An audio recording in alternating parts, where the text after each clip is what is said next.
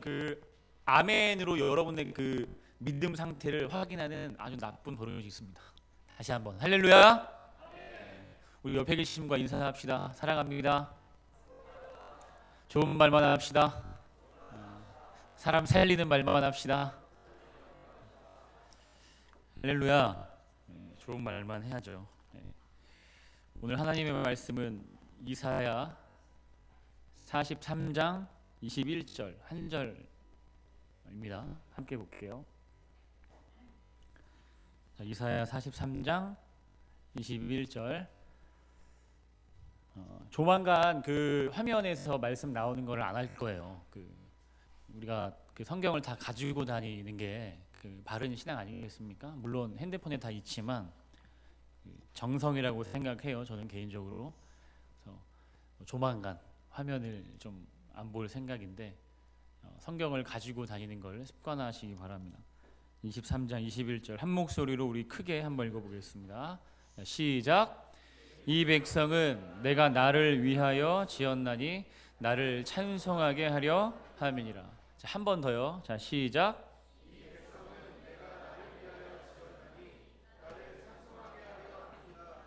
아멘. 자, 여러분, 지금까지 신앙생활을 해오면서 교회가 어떤 곳이라고 배우셨어요? 교회는 어떤 곳입니까? 원래 나왔어요? 그래요? 네. 오케이. 자, 여기 보세요. 여기 보세요. 네. 교회가 어떤 곳이라고 배우셨어요? 교회. 예배하는 곳. 또 교회가 어떤 곳입니까? 기도의 집, 만민이 기도하는 집, 뭐 그렇게. 또 여러분이 알고 있는 교회, 이게 정의가 바로 서야 우리가 교회 나오는 게 이유가 정당해지거든요. 근데 내가 교회가 어떤 곳인지도 잘 모르면 교회 안 나와도 그만 아니겠어요? 교회가 어떤 곳인지 확실히 아는 사람이 교회를, 혹은 예배가 무엇인지 확실히 아는 사람이 예배를 소홀히 할 수는 없죠. 교회에 대해서 아는 것이 그래서 중요합니다. 이 정도는 아실 거예요. 여러분, 교회는 건물이 아닙니다. 자, 이거 지금 제가 밟고 있는 이거 아무것도 아니에요. 여기에 뭐 약장사가 올라오면 여기 그냥 약 파는 곳이에요. 마찬가지로 지금 금곡교회라고 지어져 있는 이 아름다운 건물에 하나님을 믿는, 그리고 하나님을 찬송하려 한 사람들이 모여있는 것이 아니라 구경하러 나온 사람들이 여기 있다면 여기는 교회가 아니죠. 교회는 건물이 아니고 모임이에요. 모임. 여러분 하나하나가 교회고, 그런 교회들이 모인 곳이 예배하는 곳이고, 거기가 교회입니다. 그 신약에서는 이 교회의 그 뜻이 나와요. 문자적인 뜻이 나와요. 에클레시아라는 이 헬라어가 성경에서는 교회라고 이렇게 번역이 됩니다. 아시는 분은 아시겠지만 보통 헬라어는 일반적으로 거의 대부분이 합성어로 되어 있어요. 그냥 한 단어는 거의 없습니다. 이 에클레시아라는 단어도 합성어인데요. 무엇으로부터 부르다, 그러니까 무엇으로부터라는 이 전치사와 부르다라는 이 단어가 합쳐진 단어예요. 불러냄이란 뜻입니다. 에클레시아, 교회로 번역된 이 말은 불러냄이란 것이에요. 어디서부터? 죄악된 세상으로부터 불려진, 왜? 하나님을 찬양하기 위해서 세상으로부터 구별해서 거룩하게 불려진 사람들의 모임, 곧 예수 그리스도를 구주로, 나의 구원자로 인정하고 고백하는 사람들의 모임, 그게 교회예요. 그래서 교회는 그냥 모이는 게 아니라 100명이 됐든 1000명이 모였든 10,000명 단위가 넘어가는 큰 교회라 할지라도 구주로 주님을 인정하는, 고백하는 사람들의 모임이 아니라 친구를 위해서 모인 것이 목적이 되고, 이야기하는 것, 그리고 교제라는 이름으로 만나서 무슨 그런 모임으로 여기에 만약에 우리가 앉아 있다면 여기는 교회가 아니라는 얘기예요. 교회는 믿는 사람들의 모임, 누굴? 하나님을 믿는 사람들의 모임이고, 그래서 거기서 우리는 가족 공동체를 경험하고요. 그래서 그 모임은 거룩하지 않을 수가 없는 거예요. 지금 이 자리에 우리가, 저를 포함해서 우리가 하나님을 믿고 그 믿음으로 주님을 나의 구원자로, 유일하신 나의 구원자로 인정하는 마음으로 우리가 여기 있다면 여기가 교회예요. 개인적으로도 여러분들 마음속에 그러한 마음으로, 그러한 소망과 고백으로 이 자리에 앉아 있다면 여러분 지금 교회에 예배하러 온 것이 맞지만, 반대로 그런 마음이 없고요, 억지로 나와 있고 친구 좀 만나러 나와 있고 전혀 마음속에는 하나님, 말씀, 예수 그리스도, 십자가 뭐 이런 단어와 뭐 소망 같은 게 없이 여기 있다면 뭐 현재까지는 여러분들 예배하러 나온 거 아닙니다. 그냥 놀러 나온 거지. 추석 뭐 집계는 되겠죠. 예배자 몇 명. 하지만 하나님이 보시는 예배자의 모습은 몇 명인지 모르겠어요. 그건 저도 모릅니다. 하나님께서 교회를 만드신 궁극적인 목적이 있어요. 하나님이 그냥 심심해서 교회를 만드신 건 아니잖아요. 교회를 만드신 궁극적인 목적은, 다시 말해서 교회를 통해서 하나님이 얻고자 하는 거, 다시 말해서 교회의 사명이에요. 교회의 사명. 금곡교회가 여기에 왜 있는 걸까?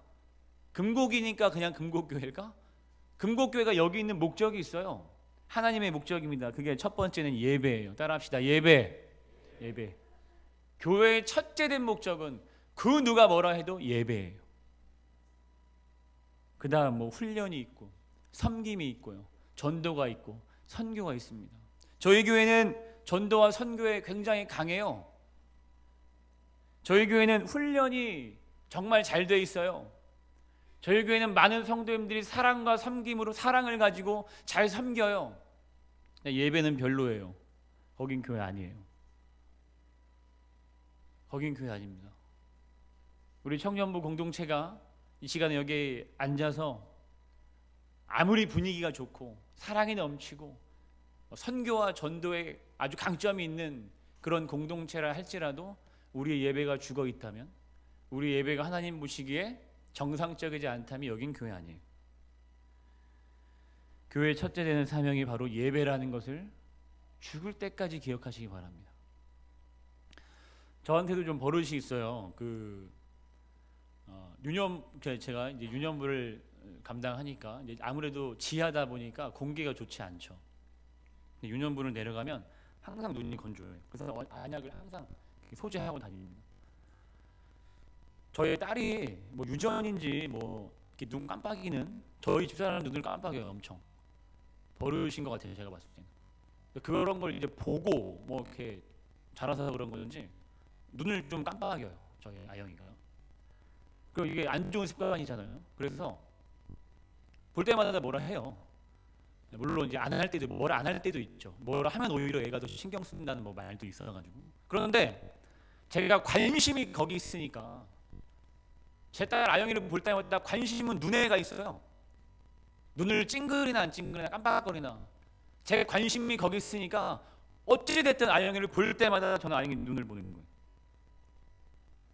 여러분, 불신자가 교회에 와서 가장 먼저 보는 게 뭔지 아십니까? 여러분들이 예배하는 모습이에요. 믿지 않는 사람이 여러분들이 전도한 누군가가 이 교회에 오잖아요. 그 사람이 아무것도 안 보는 것 같고 아무것도 관심이 없는 것처럼 앉아있지만 어쩔 수 없이 보게 되는 게 있는데, 그게 바로 저와 여러분들이 예배하는 모습입니다. 교회가 세상 사람들한테 가장 먼저 보여줄 수 있는 것이 예배하는 모습이에요.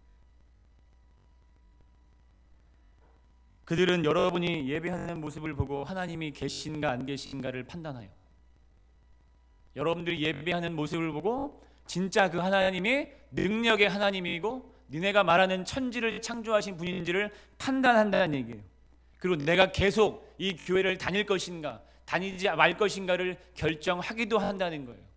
그만큼 여러분들, 제가 예배하는 모습, 그 태도는 굉장히 중요합니다. 어떤 한 영혼을 죽일 수도 있고 살릴 수도 있어요. 말 한마디 안 했지만 우리의 모습을 통해서 누군가는 여러분들이 예배하는 모습을 통해서 하나님을 발견하기까지 해요. 우리가 그걸 알아야 돼요. 저의 좀 부끄러운 얘기인데 되게 재밌어요.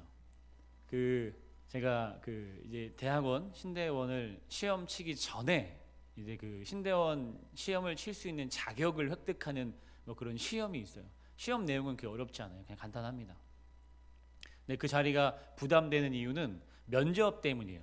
면접을 하면 노회에 되게 어르신 목사님들, 뭐 쉽게 얘기하면 뭐 총무, 서기, 부회장 이런 분들을 이렇게 쭉 나오시고 이제 그 목회자 뭐 후보생들이 이렇게 쭉 앉아가지고 1대1로 면담을 해요. 그 과정을 거쳐야 이제 신대원의 시험을 칠 수 있는 기회가 있습니다. 물론 노예마다 분위기가 좀 다르기도 해요.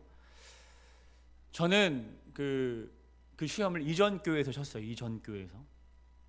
그런데 목회자고시 그 후보생 그 시험은 이 전전 교회에서 이미 봤어요. 합격을 해놓은 상태예요. 그러니까 또 안 해도 돼요, 사실은. 그런데 이 전 교회 담임 목사님이 야 그래도 네가 교회로 옮겼으니까 우리 노예 어르신들 좀 보고 그래야 되지 않겠어? 그러니까 거기 한번 가서 한번 시험 또 봐. 뭐 그러죠 뭐.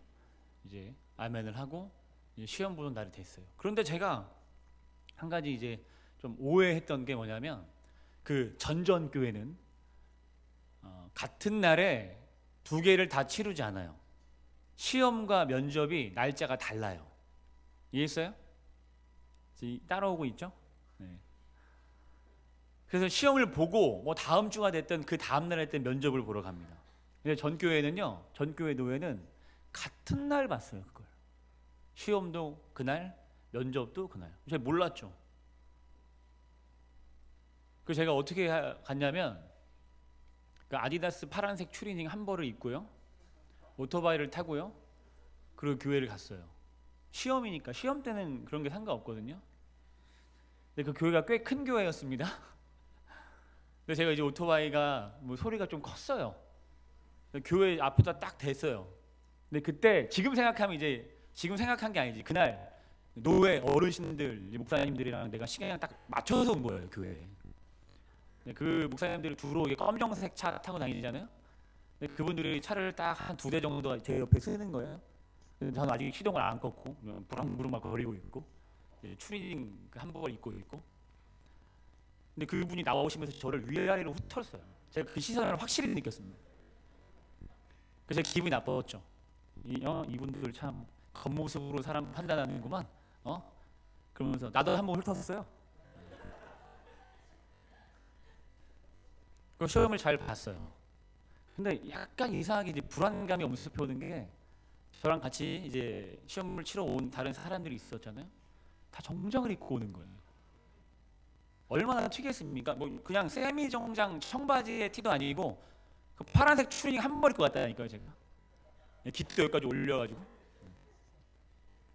시험을 쳤어요. 그때까지도 몰랐어요. 시험을 쳤는데 이제 저는 가려고 준비하는데 면접 준비를 하라는 거예요. 갑자기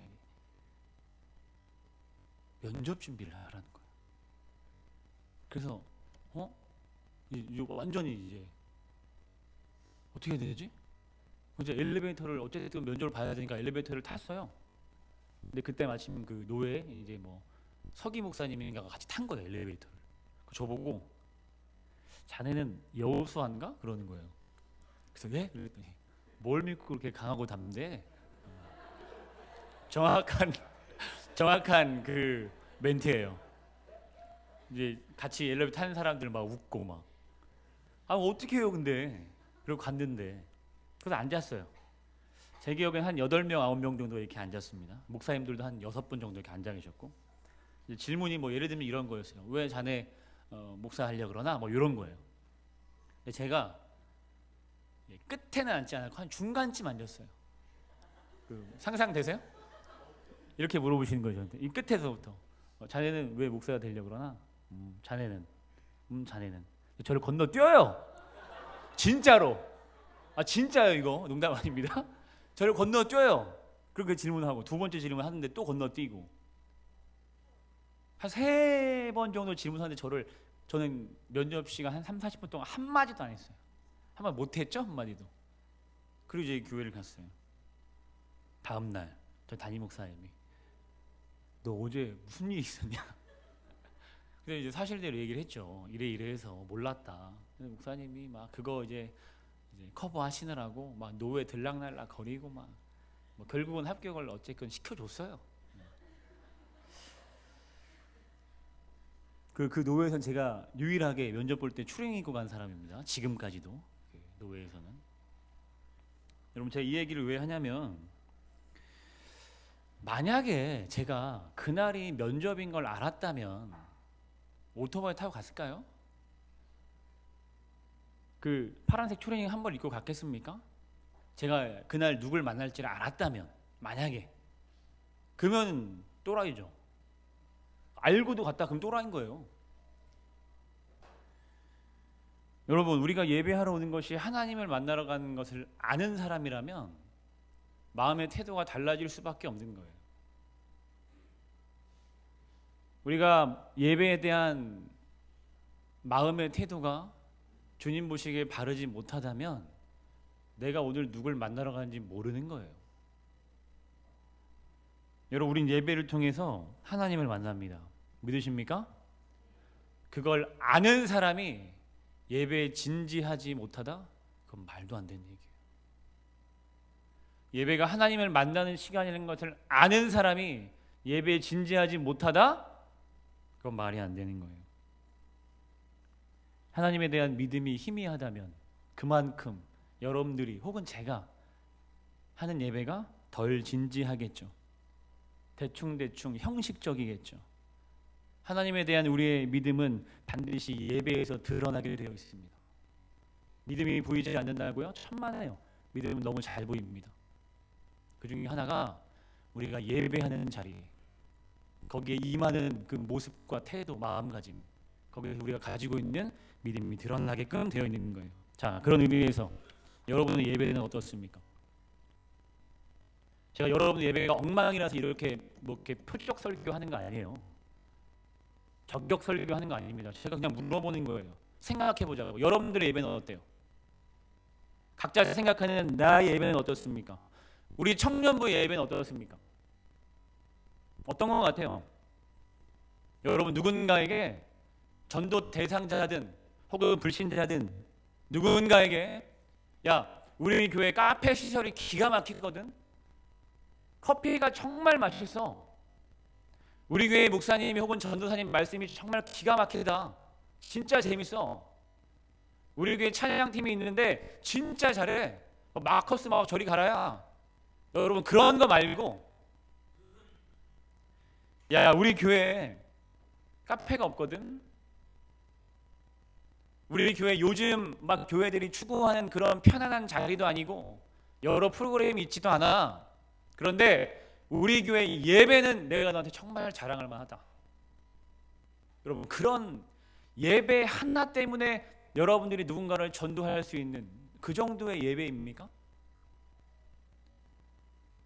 다른 누군가를 전도할 때 교회의 부수적인 거 말고 물론 그걸 이용해도 되죠. 하지만 그게 만약에 우리 없을 때 없다면 우리가 예배 하나 때문에 누군가를 전도해 올 수 있는 그 정도의 예배를 하고 있냐는 뜻이에요.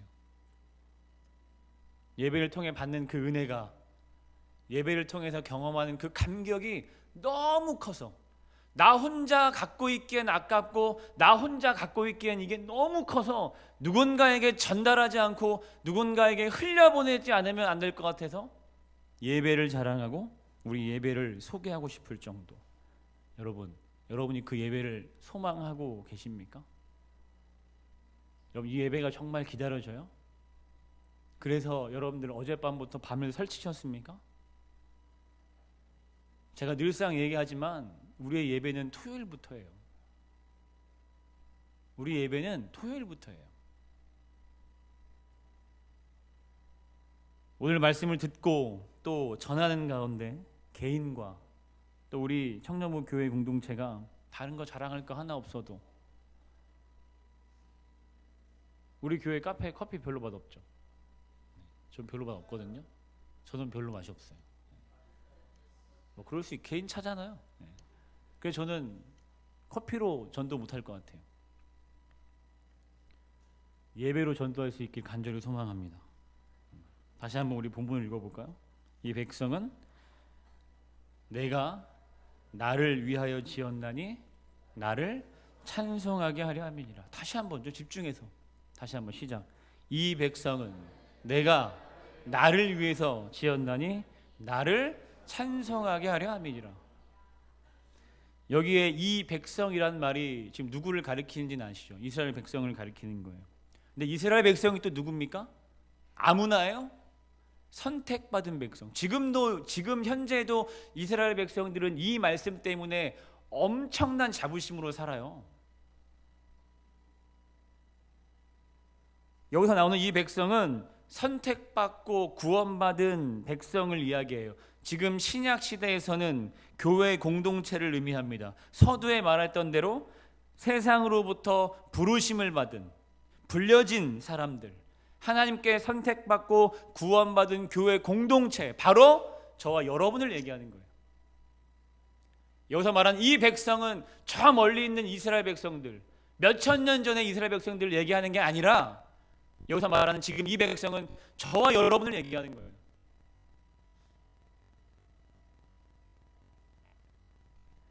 우리들을 만드신 목적이 분명히 기록되어 있죠. 여러분이 이 땅 가운데 왜 태어났고 하나님이 여러분들을 왜 창조했는지 여기 나와 있잖아요.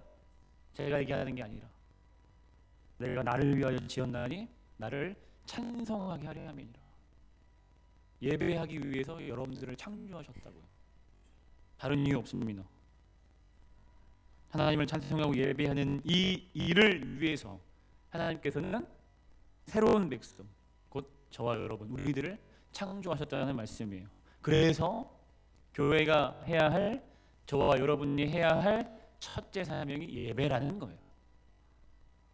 몰랐던 사람 없죠? 우리의 나된 목적, 하나님이 나를 창조하신 첫 번째 목적, 하나님을 영화롭게 하는 거, 예배하기 위한 거, 찬송하게 하려 하는 거, 이게 우리의 첫 번째 목적이에요. 많은 사람들이 잊어요. 그래서 교회들이 점점 예배가 사라집니다. 그래서 교회들이 점점 예배 시간에 밖으로 나가요. 힐링한다고. 말씀 안에 있을 때, 주님 안에 있을 때 우리한테 최고의 힐링이 있는 거 아니겠어요? 그런데 힐링한다는 이유로 예배를 대체해서 나가요. 요즘 교회들은. 거꾸로 이상해요 좀. 그래서 지금 우리가 하나님을 예배하고 있잖아요. 여기서. 그래서 교회는 예배하는 시간들로 빼곡한 거예요. 그래서 어떻게든지 성도들을 교회 안으로 불러 모으려고 애쓰는 거예요. 그래서 어떻게든지 여러분들 교회에 붙어 있게 하려고 별별 프로그램들 만들고 좋은 강사분 모셔오고 하는 거예요. 우리를 귀찮게 하려고 하는 게 아니라 우리의 존재된 목적을 계속 끊임없이 기억나게 하려고, 하나님을 예배하게 하기 위해서. 그리고 그 하나님은 예배를 통해서 은혜를 주시죠.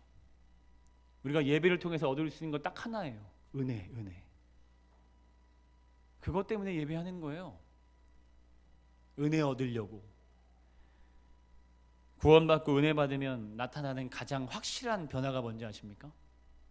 리트머스 시험지 같이 내가 지금 예배를 통해서 은혜 받고 있구나, 내가 구원받은 백성이구나를 알 수 있는 방법이 뭔지 아세요? 그건 예배가 좋아지는 거예요. 예배 시간이 기다려지는 거예요.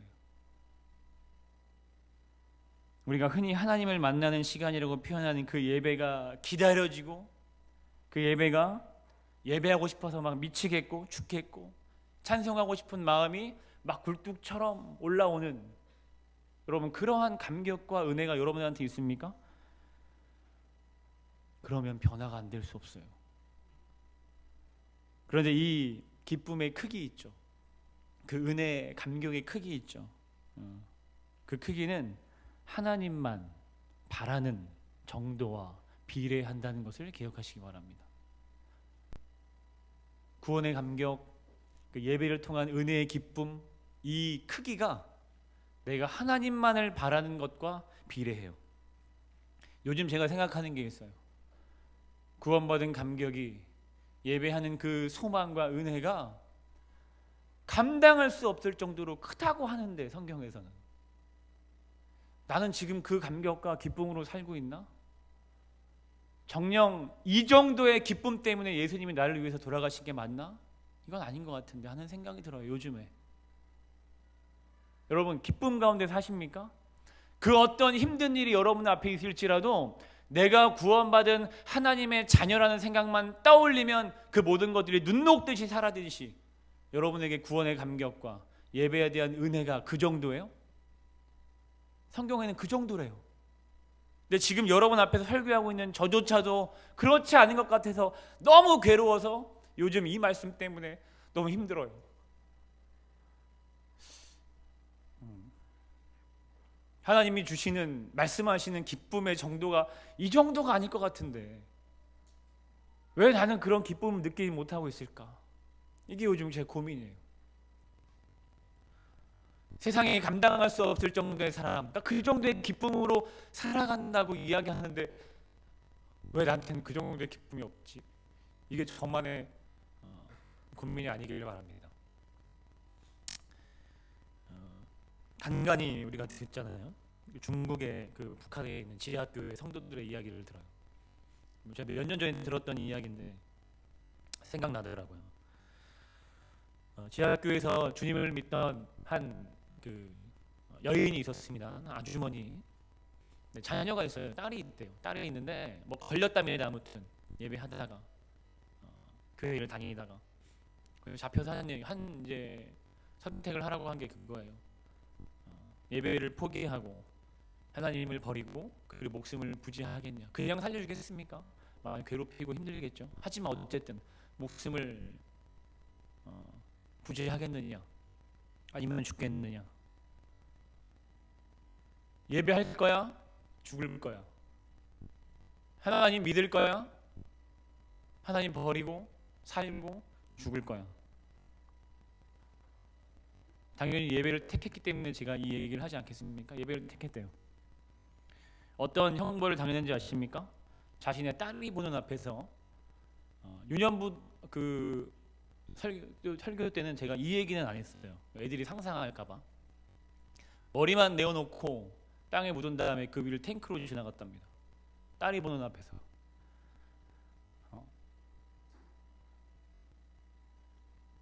되게 근데 이런 일로 슬퍼할 수도 없는 게 빈번히 일어나니까요. 자주 일어나니까. 저는 그 뭐 수백 가지 정도 되는 일화 중에 그냥 하나를 들은 것 뿐이에요. 여러분, 딱 한마디면 할 수 있었어요. 예배하지 않겠다고, 앞으로 교회 가지 않겠다고, 하나님 포기하겠다고. 그냥 한마디 하고 마음으로 믿으면 되잖아요. 그게 합리적이라고 생각하지 않습니까? 근데 그 여인은 그렇게 하지 않았어요. 제가 생각했을 땐 이 여인은 고민하지 않았던 것 같아요. 않았을 것 같아요. 어떻게 해야 될까? 갈팡질팡하지도 않고 한치의 고민 염려 없이 선택했을 것 같아요. 저는 확신합니다. 이 여인이 바보 같지만 우리 중에 아무도 그 여인의 결정이 바보 같았네 라고 말할 수 없는 이유는 제가 굳이 설명하지 않아도 다 아실 거예요. 우리 솔직하게 한번 얘기해 봅시다. 우리들의 예배가 그 여인이 선택했던 것처럼 그 정도의 소망을 가진 예배입니까?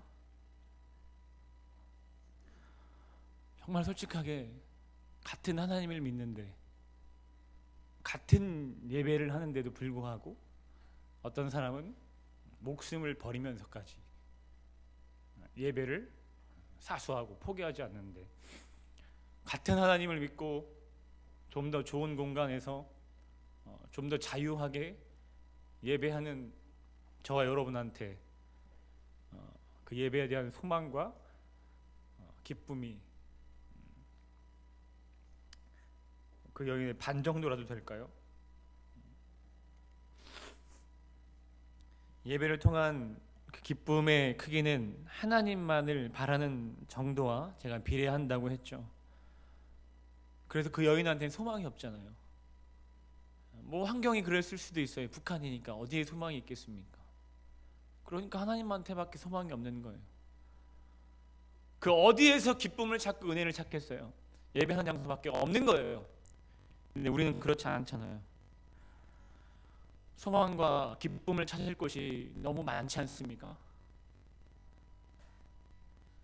한 주 빠지면 어때요? 다음 주가 있는데 뭐 교회가 사라집니까? 한 주 빠진다고 여러분들 교회 못 들어오게 해요? 그렇지 않잖아요.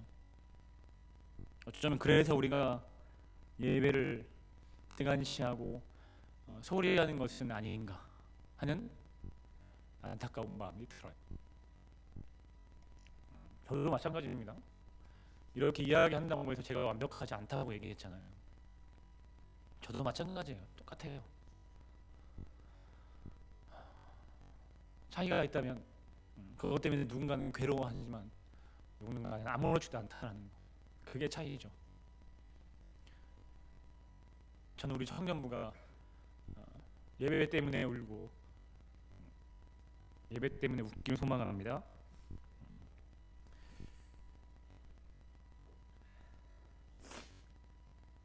교회 가지 말라고 엄청난 핍박을 당하고 뭐 집에서 예를 들면 부모님께 그렇지만 몰래라도 목숨을 걸고 예배를 사수하고 아무도 반겨주는 이가 없을지라도 자신의 자리를 묵묵히 지키고 사람 때문에 상처받는 일이 많이 있지만 그럼에도 불구하고 교회를 떠나지 않고 예배 장소를 떠나지 않는 이유가 뭐예요? 하나님이 우리를 그렇게 창조하셨기 때문이에요. 오늘 말씀에서 볼 수 있듯이 내가 뭔가 참고 견디는 게 아니라 그 마음조차도 하나님이 주셨기 때문에 견딜 수 있는 그 의지와 능력조차도 하나님이 주셨기 때문에 그게 가능하다는 것입니다. 하지만 반대로도 생각하세요. 그렇게 가라고 그렇게 오라고 해도 가지 않고 반겨주는 이가 없다고 가지 않고 툭하면 상처받았다는 이유로 가지 않고 있다면 나 스스로가 하나님의 백성이 아니라는 사실을 외쳐대는 꼴과 다를 바가 없는 것 아니겠습니까? 여러분 하나님의 백성입니까? 하나님의 백성 확실하십니까? 그럼 우리의 예배를 한번 살펴보시길 바래요. 자, 가깝게 우리 지난번 수련회를 가지고 이야기해 봅시다. 뭐 2주 정도가 지났지만 많은 은혜가 있었어요. 저도 은혜를 많이 받았습니다. 여러분들도 그렇죠? 하루라도 뭐 은혜가 되었던 때가 분명히 있었을 거 아니에요. 그러면 변하게 되어 있어요. 여러분이 받은 게 정말 은혜라면요, 여러분들은 변하게 되어 있어요. 뭐 시간이 좀 걸릴 수도 있지만 하나님을 전심으로 예배하는 사람은 변화되게 되어 있어요. 그게 성경적이에요. 평소에 맥없이 하나님을 예배하고 찬송하고 하던 사람이 은혜 받고 완전히 변하는 걸 저는 수없이 봤습니다. 여러분도 많이 봤을 수도 있어요. 은혜를 받았다 함에도 불구하고 여전히 그 사람이 하는 예배가 힘이 없고 여전히 그 사람이 하는 예배가 전과 다를 바 없다면 그 사람이 정말 받은 것이 은혜인가 한번 살펴봐야 합니다. 여러분이 받은 것이 은혜인지 아닌지 스스로 판단해 보시길 바라요. 왜 이렇게 변할까요? 이것 또한 하나님이 우리를 창조하신 목적과 연결되는 거예요. 은혜 받고 변하는 것이 하나님이 우리를 창조하신 목적이기 때문입니다. 그래서 나를 구원하신 하나님을 새롭게 경험한 사람은, 다시 말해서 은혜 받은 사람은 하나님 앞에 참된 예배자로 변화하게 되어 있어요. 그게 성경적이에요. 조용필 뭐 우리 시대에 맞는 그 가수는 아니지만 제 시대도 아니에요. 웃지 마세요. 근데 조용필 콘서트를 갔다 온 어떤 그 기독교 그 뭐 칼럼니스트 이런 분이 쓴 글을 봤어요. 갔다 오셨대요. 비교할 수 없죠. 이런 거랑 비교됩니까? 우리 진우 형제랑 비교되겠어요? 가왕님의 목소리인데 뭐 세션 뭐 비교됩니까? 이거 뭐 어마어마했을 거 아니에요. 다른 분도 아니고 가왕 조용필인데 단독 콘서트 막 어마어마했겠죠. 거길 갔다 온 그 기자가 이렇게 썼더라고요. 정말 이 표현을 그냥 썼어요. 어마어마하고 더 어마어마하고 감동이 있고 막 감격이 있고 그냥 눈물이 막 난대요. 그냥 진짜로 조용필을 좋아하지 않는데도 불구하고 그 사운드나 분위기에 막 취해가지고 옆에 이제 아줌마들 막 울면 자꾸 눈물이 났대요. 진짜로. 근데 그분이 나와서 쓴 글의 마지막에 이렇게 되어 있습니다. 거기에 다 있더라. 사람도 있고 정말 훌륭한 세션도 있고 소리도 있고 기가 막힌 데 하나가 없더라. 그게 뭔지 아세요? 그게 은혜예요. 은혜. 거기에 은혜는 없더라. 다 있는데 은혜는 없더라. 다 없어도 반대로 다 없어도 거기에 은혜가 있다면 그게 예배예요. 할렐루야. 우리가 다 없어도 직장도 없고 대학도 떨어지고 아프고 다 없어도 여러분 마음에 은혜가 있다면 하나님이 사용하십니다. 할렐루야. 은혜 받은 은혜가 넘치는 교회는 그래서 늘 변화가 있어요.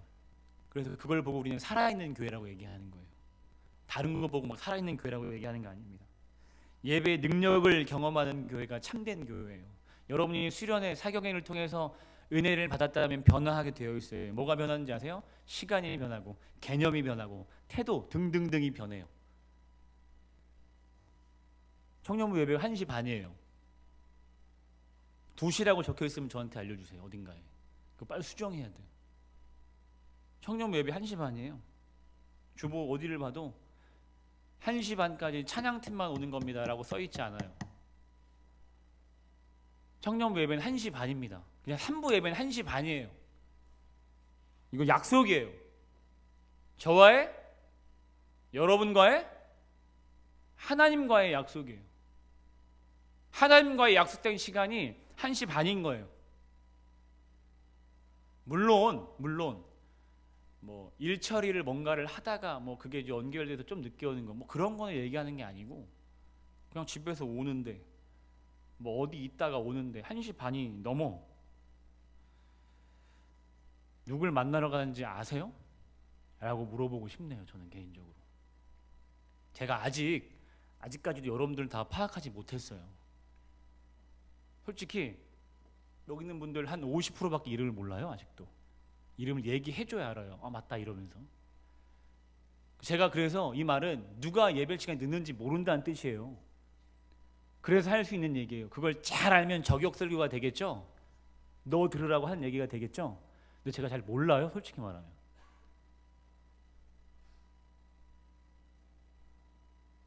여러분 하나님과 이 약속을 가볍게 여기는 사람이 하나님께 쓰임받기를 바래. 이게 말이 됩니까? 상식적으로 믿음이 없더라도 여러분과의 약속을 등한시하는 어떤 사람이 있는데 중요한 일을 맡기고 싶어요? 그 사람과 중요한 관계가 되고 싶습니까? 말이 안 되잖아요. 예배의 능력이 나타나는 교회가 진짜 교회면 예배를 통해 늘 변화받고 은혜를 경험하는 예배자가 말씀에 나와 있듯이 진짜 하나님의 백성입니다. 교회의 중요한 사명이 온전한 예배에 있다면 여러분들은 우선순위를 예배에 둬야 돼요. 교회된 첫째 사명이 예배라면 여러분들에게도 첫째 사명은 예배여야 합니다. 다른 거 다 하고 남는 시간 내가 하나님한테 드린다? 하나님 거지 아니에요. 여러분 왜 자꾸 하나님을 거지로 만드십니까? 다른 어떤 것보다 예배를 우선적으로 드리고 예배가 중심에 되는 삶을 사는 사람이 하나님의 백성이고 하나님은 그 사람을 주목하고 하나님은 그 사람을 사용하세요. 다 알고 있는데 왜 못해요? 기분 내키면 예배하고 마음 상하면 그냥 빠지고 뭐 다른 스케줄 생기면 아무 생각 없이 빠지고 그거 안 되잖아요. 부르신 곳에서 어떤 상황에도 예배한다고 찬양하는 게 저와 여러분들의 모습 아닙니까? 하나님을 찬양하라고 창조된 백성들이 모여있는 여기가 예배가 희미하다면 거긴 교회가 아니라고 제가 누차 말씀드렸잖아요. 이와 같은 사실을 우리가 잊지 않고 우리 예배가 우리 삶의 중심이 되고 예배의 우선순위를 두는 여러분들 되시길 간절히 소망합니다. 근데 1시 반부터 제가 다음 주부터 기다리고 있겠다 이런 건 안 해요. 유치하게 제가 5분 더 늦게 들어와 드릴게요. 그 전에 들어오세요. 우리 예배잖아요. 하나님을 만나는 시간. 우리 말씀 하나 볼게요. 요한복음 4장 23절과 24절 말씀입니다. 자, 큰 소리를 읽어볼게요. 다 같이. 자, 우리 자매님들이 한 절 읽고 형제님들이 한 절 읽을게요. 시작.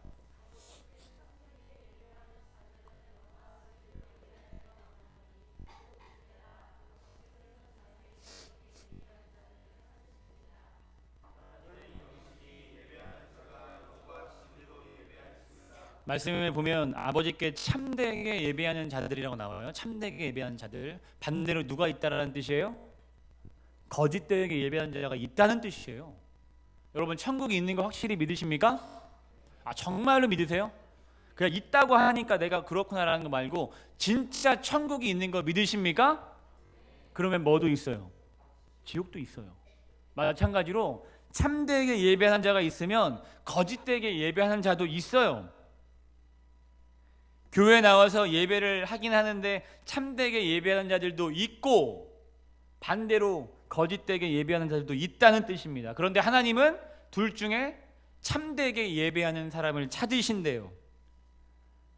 하나님을 참되게 예배하는 자들은 어떻게 예배한다고 말합니까? 영과 진리로 예배한답니다. 말씀해 보니까 영과 진리로 예배한다는 건 여기서 영은 성령을 의미합니다. 진리라는 것은 말씀의 진리를 의미하는 거예요. 그래서 영과 진리로 예배한다는 건 성령님이 역사하시고 말씀의 진리가 함께 있는 것을 이야기하는 거예요. 성령으로 예배한다는 말씀은 성령의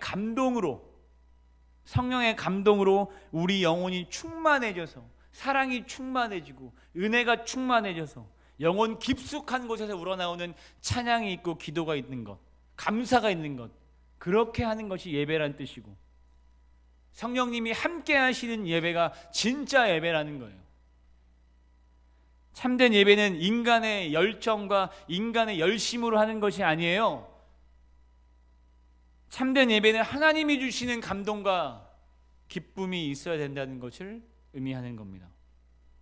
성령께서 우리의 영혼을 흥분시키시고 눈물이 있고 그래서 감격이 있고 결단이 있고 고백이 있고 변화가 있고 그게 진짜 예배라는 거예요. 그럼 대체 성령님이 이끄시는 예배가 뭡니까? 여러분 성령님이 이끄시는 예배가 뭐예요? 누군가 여러분들 물어본다면 뭐라고 답변하시겠어요? 영으로 예배한다는 게 뭐예요? 성령으로 예배한다는 게 도대체 뭡니까? 어떻게 눈으로 볼 수 있는 겁니까? 영인데 그게 눈으로 안 보여지는 거 아닙니까? 뭐 이런 궁금증이나 질문할 수 있겠죠. 그런데 성령의 열매로 나타나요. 그래서 성경에 기록되어 있는 성령의 열매라는 게 기록되어 있는 거예요. 그냥 막 써져 있는 게 아니고 외우라고 써져 있는 게 아니고 알라는 거예요. 열매를 통해서 성령의 열매가 각 교회들마다 각 공동체마다 예배하는 그 장소에 교회인 여러분들한테 성령의 열매가 있느냐를 파악해 보면 내가 늘 주님을 성령으로 예배하고 있는지가 한 번에 답이 나온다는 거예요. 여러분 마음에 사랑이 있습니까? 자비가 있습니까? 성령의 9가지 열매가 있으세요? 그럼 여러분들은 성령으로 예배하는 자예요. 그런데 그게 없잖아요? 그럼 성령으로 예배한 자가 아니라는 거예요. 기뻐서 뛰고 눈물을 흘리면서 뜨겁게 예배를 했다고 해도 그것이 인간의 흥분과 그 어떤 장치와 그 어떤 프로그램에 의한 열정이었고 눈물이었다면 그건 참된 예배가 될 수 없습니다. 참된 예배였느냐 거짓된 예배였느냐 내가 진짜 주님이 찾으시는 예배자였느냐 예배자인 척하는 사람이었느냐는 그 사람의 열매 그 뒤에 나타나는 성령의 열매를 보면 알 수 있어요. 참된 예배자는 그 사람의 삶에 변화가 있지만 거짓된 예배자에게는 변화가 없어요. 그러니까 시간이 갈수록 예배가 재미없죠. 지루하죠. 재밌는 교회 찾아가죠. 거기도 또 지루해지면 더 큰 교회 찾아가죠. 그렇게 되는 거예요. 또 이렇게 물어요. 그렇다면 성령께서 전적으로 역사하시는 부분이니까 우리가 뭐 할 일은 없는 거 아닙니까? 그날 성령님이 역사하시면 내가 성령으로 예배하는 거고, 그날 혹여 뭐 성령님이 역사하지 않으면 그렇게 예배 실패하는 거 아니에요? 아니죠. 주일학교에서 나오는 질문이죠. 그런 정도의 질문은. 그 성경에 있잖아요. 간절히 원하는 자에게, 간절히 원하는 자가 나를 만날 수 있다. 어디에 있죠? 잠언에 있나요? 잠언 8장 정도 있는 것 같은데 지금 찾지 마요. 찾는 사람 꼭 있어. 찾지 마. 예배 끝나고 찾으세요. 간절히 찾는 자가 나를 찾을 것이고, 간절히 구하는 자가 구하게 될 것이다. 두드리면 열리고 찾으면 찾을 것이고, 그런 말씀들이 성경에 왜곡되어 있어요. 우리가 바라는 만큼, 간절한 만큼, 예배를 소망하는 만큼 성령님이 역사하시는 거예요. 아무 생각 없이 나왔습니까? 아무것도 없어요. 여러분들이 정말 예배를 소망하고 나오셨습니까? 오늘 이 시간 아니면 내가 죽을 수밖에 없겠구나, 간절한 마음으로 이곳에 나오셨어요? 그런데 성령님의 역사가 없을 수 없는 거예요. 맹숭맹숭 앉아있다가 끝나기만을 바라고, 그런 지루한 예배가, 그런 예배자가 되지 않길 간절히 소망합니다. 여러분들이 적극적으로 은혜를 갈망하고 성령께서 주시는 감격과 열정을 얻기 위해서 최선을 다하고 간절히 이 예배를 소망하는 마음이 여러분들에게 있길 정말로 간절히 소망합니다. 토요일날 일찍 주무세요. 제발. 새벽까지 뭐 게임하고 뭐 별짓을 다 해도 여러분들이 예배 시간 졸고 있잖아요. 그거 실패한 거예요. 여러분, 제가 정말 부탁드립니다. 무릎이라도 꿇을까요? 토요일날 일찍 주무세요. 네? 토요일날 일찍 주무세요. 예배 있잖아요. 진리로 예배해야 합니다. 진리로. 이 말씀은 진리의 말씀에 우리의 관심을 집중시키고 그 말씀을 듣고 묵상하고 배우는 예배가 되어야 한다는 말이에요. 진리의 말씀을 통해서 여러분의 내 죄를 발견하고 나의 연약함을 발견하고 하나님의 뜻을 깨닫고 비전을 찾고, 여러분들 기도 제목을 받으니까 제 비전을 좀 찾고 싶다라고 말하는 청년들이 많아요. 우리 때에 많이 나올 수 있는 이야기들이죠. 비전. 여러분, 그 비전을 어디서 찾고 계세요? 어디서 지금 그 비전을 찾고 계세요? 왜 없다고 자꾸 얘기하세요? 예배 중에 찾으세요. 예배하는 가운데 하나님의 말씀을 들으세요. 하나님이 향한 비전이 다른 곳에서 나오겠습니까?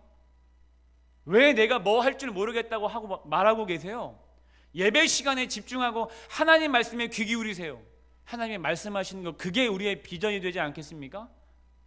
예배는 엉망인데, 내가 바라는 예배에 대한 소망은 눈꼽만큼도 없는데 비전을 찾는데요. 어디서 찾으실 건데요? 저도 좀 알려주세요. 어디 있습니까? 그 비전은. 여러분과 제가 찾는 비전은 다른 곳에 있지 않아요. 말씀에 있고, 하나님이 그걸 언제 말씀하시느냐? 예배를 통해서 말씀하세요. 이제 기도 제목 내놓을 때 비전을 찾고 있어요. 그런 거 내놓지 마세요. 유치하잖아요. 청년부 수준에서 나올 얘기가 아니라니까요. 더 유치한 거 많아요. 건강하게 해주세요. 운동하세요. 그냥 야식하지 마시고. 그럼 건강해져요. 자꾸 뭐 수준 있는 기도 제목이 나와야 되지 않겠어요? 물론 그것도 기도 제목이긴 하죠. 제가 얘기하는 건 우리 좀 수준 있게 살자라는 거예요. 여러분의 수준, 예배하는 모습을 보면 알 수 있어요. 정말 죄송하지만 예배를 태하는 우리들의 모습을 보면 그 사람의 믿음의 수준이 나와요. 제가 이래봬도 찬양 인도를 좀 오래 했어요. 2005년부터 시작하자마자 저희 목사님, 그때 당시 성기대 목사님이 전화를 쭉 해가지고, 야, 오늘 찬양 인도 좀 해. 네? 그냥 해. 그래서 시작한 게 지금까지 하고 있는 거예요. 많은 장소에서 찬양 인도를 해봤습니다. 뭐 방송국, 기도원, 뭐 학교 이런 데서 다 해봤어요. 제가 이래봬도 여러분, 대단한 사람이에요. 근데 어느 날 제 과거의 어느 날이었어요. 저의 찬양 인도에 대한 제 뭐 신앙에 대한 그런 것들이 완전히 변화된 사건이 하나 있었어요. 찬양 인도를 했어요. 그날도 뭐 한 우리 교회 본당보다 조금 더 큰 정도의 교회에서 찬양 인도를 잘하고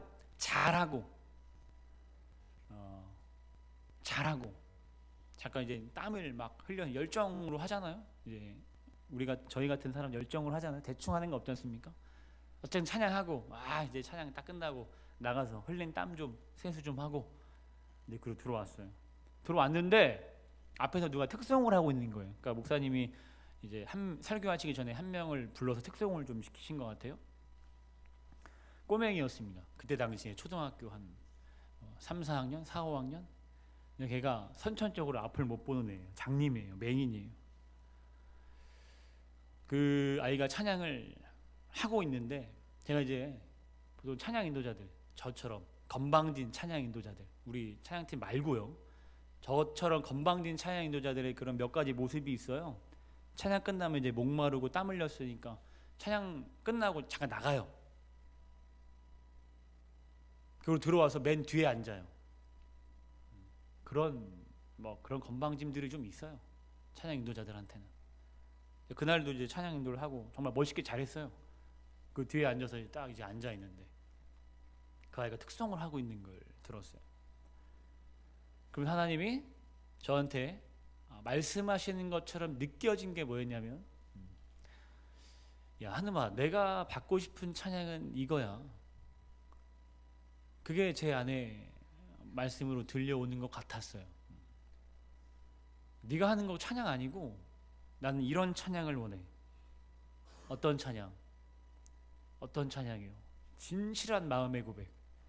그냥 스킬로 하는 거 말고요. 제가 예배 시간 내내 펑펑 울었어요. 뒤에서 꺼이 운다 그러죠. 그 앞에서 설교하고 계시니까 소리 내면 안 되잖아요. 막 울컥 꺼이 그렇게 예배 끝날 때까지 운 것 같아요. 그러면서 저의 찬양 인도에 대한 혹은 예배에 대한 신앙관이 완전히 변했습니다. 그때 여러분, 영과 진리로 예배하는 거, 하나님이 그걸 원하세요. 영과 진리로 예배하는 거, 하나님이 그걸 원하십니다. 예배는 인간의 생각이나 인간의 가치관을 배우러 오는 것이 아니에요. 유명한 목사님들 찾아다니시는 사람들이 있잖아요. 여러분, 이 설교 가지고 어떤 유명한 목사님이 오셔 하면 저보다 설교 못 하시겠습니까? 기가 막히죠? 그런데 여러분, 설교 예배는요, 그 사람 보고 가는 거 아니에요. 여러분이 자랑할 것은 설교자라는 우리 목사님을 자랑하는 것이 아니라 그 안에 나오는 하나님의 말씀에 변화된 나 자신을 드러나는 게 그게 예배예요. 그래서 누가 설교를 못해도, 누가 찬양을 못해도, 예배 요소가 내 마음에 들지 않아도 내 마음에 예배 드리려 하는 그 영과 진리로 예배하는 자의 마음이 있다면 그 사람은 변할 수밖에 없고 그 사람은 하나님을 만날 수밖에 없는 거예요. 찬양 시간이 뜨겁다가 말씀 듣는 시간 되면 혼수 상태에 빠지는 사람들 있죠. 보통 수련회 때 많이 경험하는 거 아닙니까? 방방 뛰고 난리가 나요. 막 근데 말씀 시간하면 다 자요. 그런 경우 많이 봤죠. 이렇게 되면 이건 진리로 예배하는 자가 아니에요. 예배 실패한 거예요. 우리가 예배에 성공하려면 말씀 듣는 시간에 성공해야 됩니다. 제 말이 아니잖아요. 여러분들 지금 제 사상 배우러 오셨습니까? 그거 아니잖아요. 책 보면 돼요. 그냥 저보다 훨씬 훌륭한 사람 한 몇 천만 명 있는 그분들의 책 보면 돼요. 여러분, 제 사상을 들으러 온 게 아니고 하나님 말씀을 들으러 오신 거예요. 그런데 이 예배 시간에 집중하지 못하고 자고 졸고 그러면 되겠습니까? 가끔씩 유년부 부모님들의 전화를 받아요. 좋아서 전화하신 거예요. 저한테 궁극적인 건 자녀 자랑하려고 전화한 거예요. 전사님, 우리 애가 전사님 말씀을 잘 전해주셔서, 그게 꼭 처음에 들어갑니다. 그 설교 말씀을 잘 기억하고 와가지고 어저께 저녁에 저랑 아빠 앉혀놓고 막 얘기를 해주더라고요. 전사님 정말 잘 가르쳐 감사해요. 가로 열고 저 애가 참 똑똑하죠. 제가 그래서 그 말을 듣고 이렇게 대답해요. 저도 제가 잘나서 그렇습니다, 어머니. 이렇게 안 하고 그 아이가 예배 시간에 잘 집중해서 그래요 라고 대답해요. 그리고 그 주에 가서 정말로 설교하다가 생각나서 그 아이를 쳐다보고 있잖아요. 제 눈을 똑바로 쳐다보고 있어요. 가끔씩 그런 아이들이 있어요. 사슴 같은 눈망울을 해가지고요, 저만 그냥 예배 시간 끝날 때까지 쳐다보는 아이들이 있어요. 걔네는 지금 말씀을 먹는 중이에요. 그렇게 집중하니까 말씀이 안 들릴 수가 있겠습니까? 그렇게 집중해서 말씀을 듣는데 가서 설명을 못할 수가 있겠어요? 여러분, 지지난주 제 설교, 3주 전 제 설교 혹시 뭐 기억나세요? 본문이라도? 기억나는데요? 할 수도 있는데 지금 참아주시는 거잖아요. 맞죠? 잘 들으세요, 여러분. 잘 들으려고 애쓰세요, 여러분.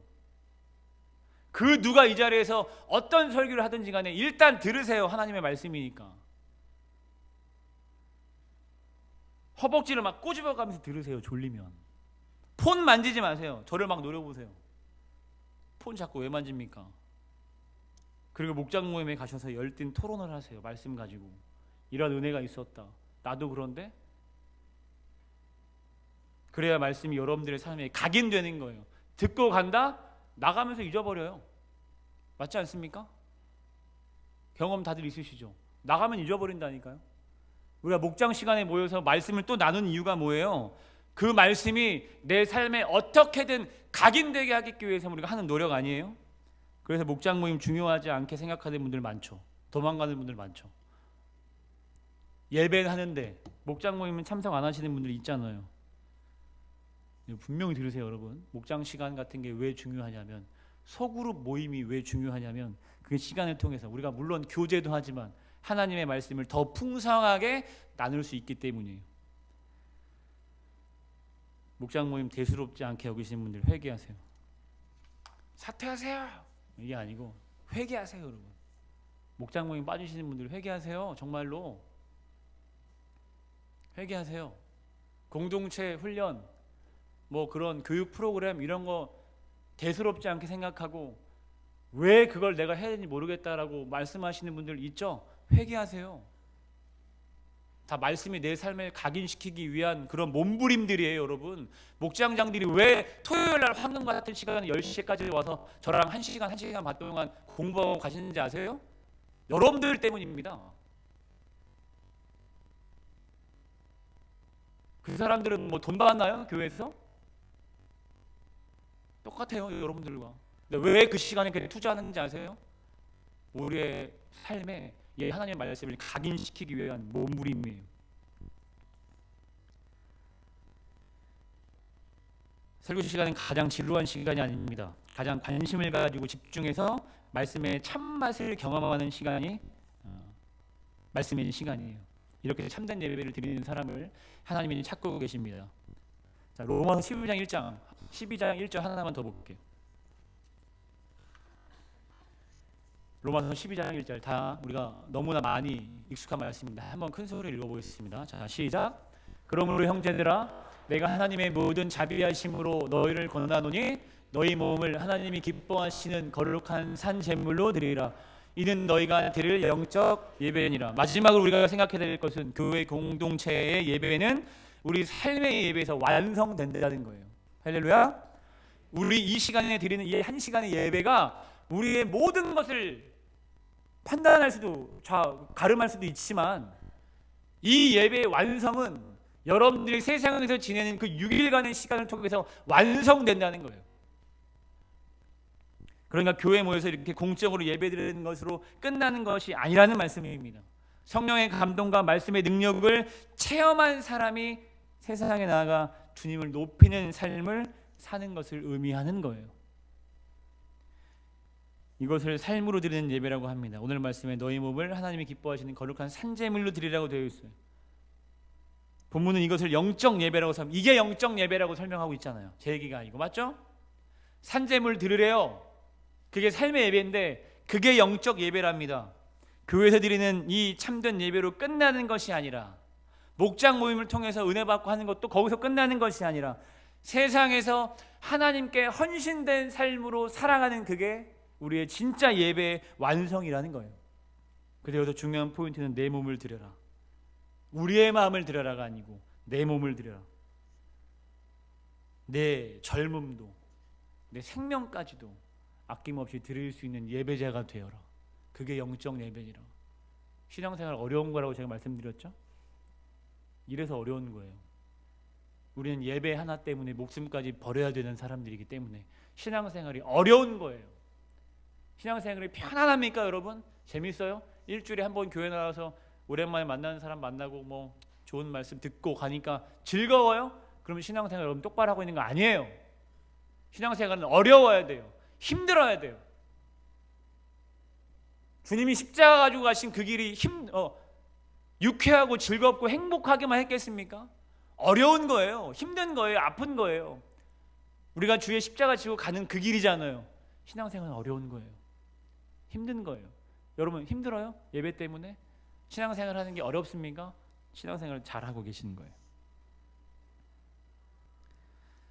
너희가 무엇을 먹고 마시든지 무엇을 하든지 하나님의 영광을 위하여 하라. 살든지 죽든지 내 몸에서 그리스도가 종교화가 되는 삶을 살라. 그것이 삶의 예배입니다. 오늘날 교회가 세상의 지탄이 되고 개독교가 되는 중요한 이유가 제가 뭔지 말씀드렸죠. 교회에서는 다들 경건한데요.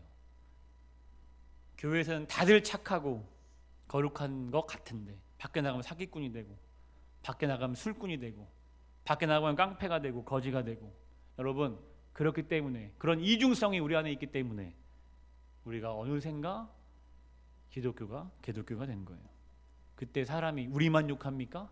교회만 욕합니까? 하나님을 욕하잖아요.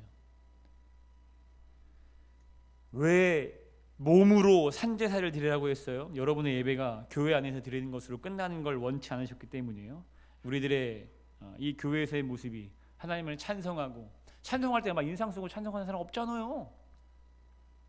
말씀 들을 때 막 담배 피우면서 듣는 분들 없잖아요 여기서 지금. 근데 세상에 나가면 왜 그러냐고요.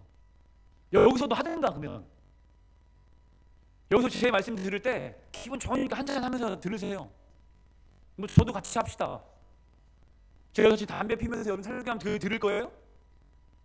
근데 여기선 그런데 왜 밖에 나가면 우리가 술꾼이 되고 사기꾼이 되고 왜 세상 사람들과 똑같아지냐는 거예요. 그러니까 능력이 없죠. 당연히 없죠. 영향력이 어디 있어요? 빵이죠.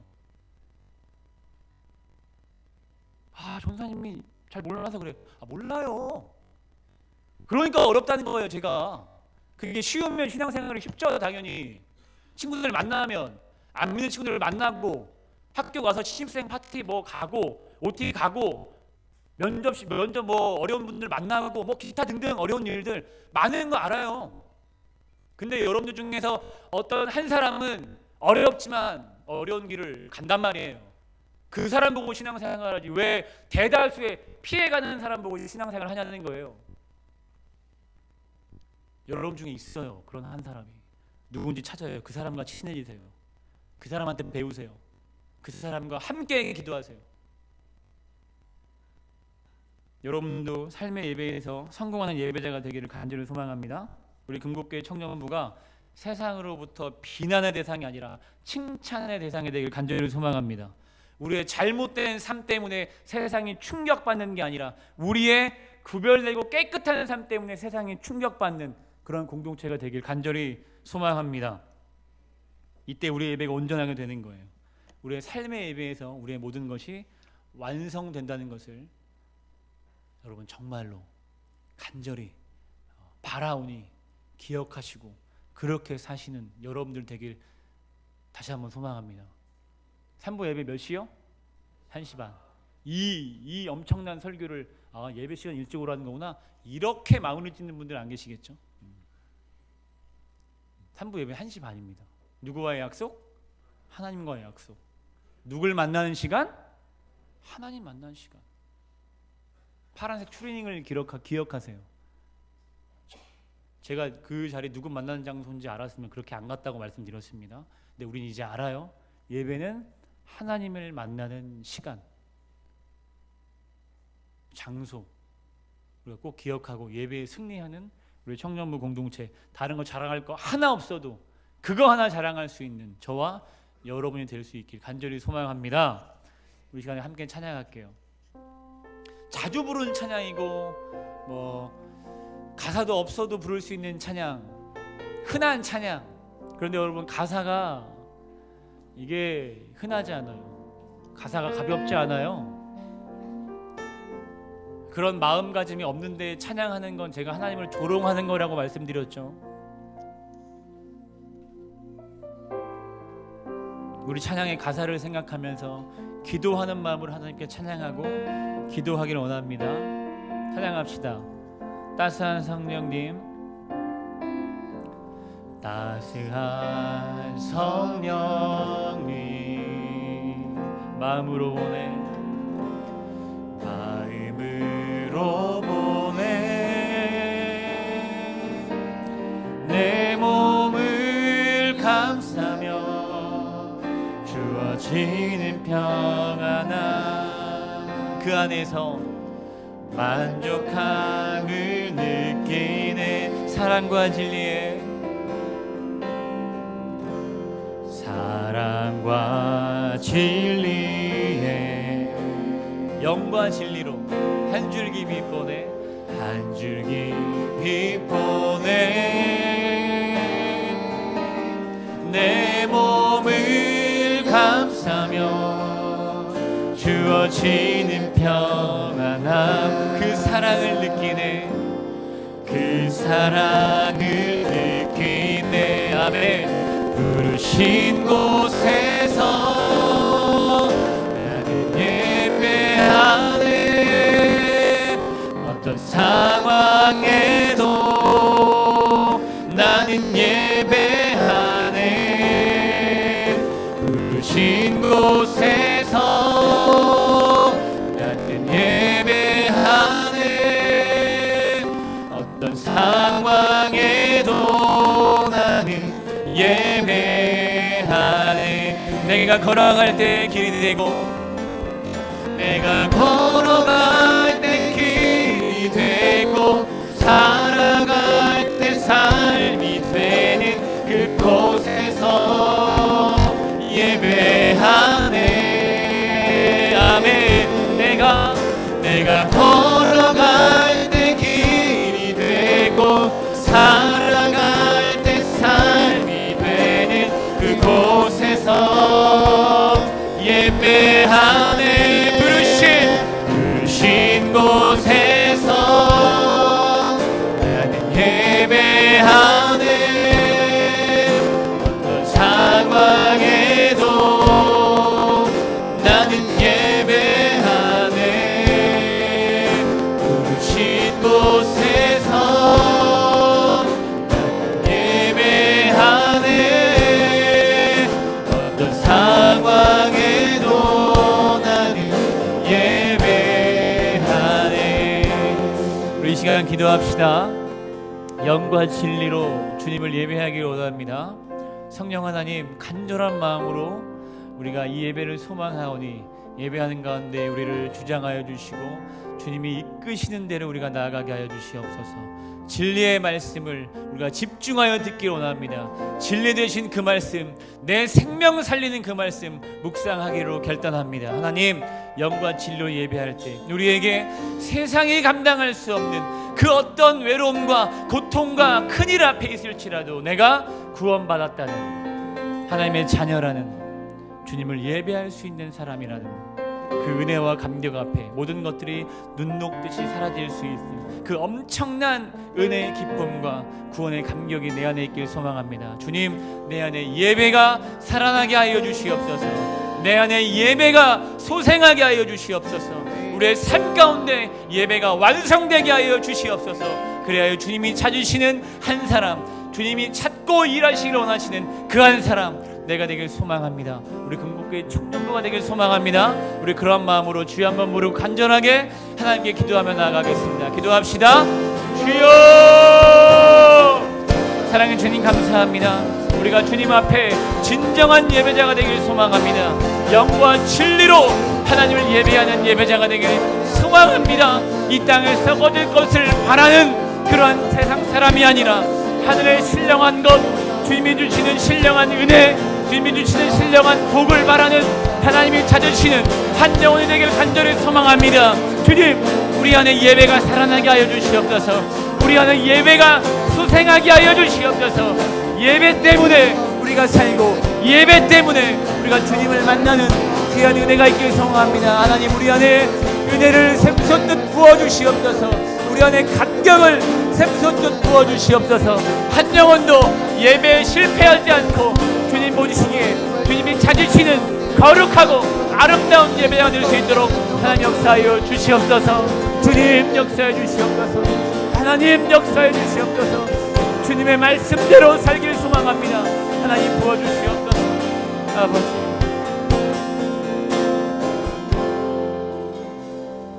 우리의 모든 기도를 들으시고 또 역사하실 것을 믿사오며 사랑이 많으신 예수님의 이름으로 감사하며 기도드리옵나이다. 아멘.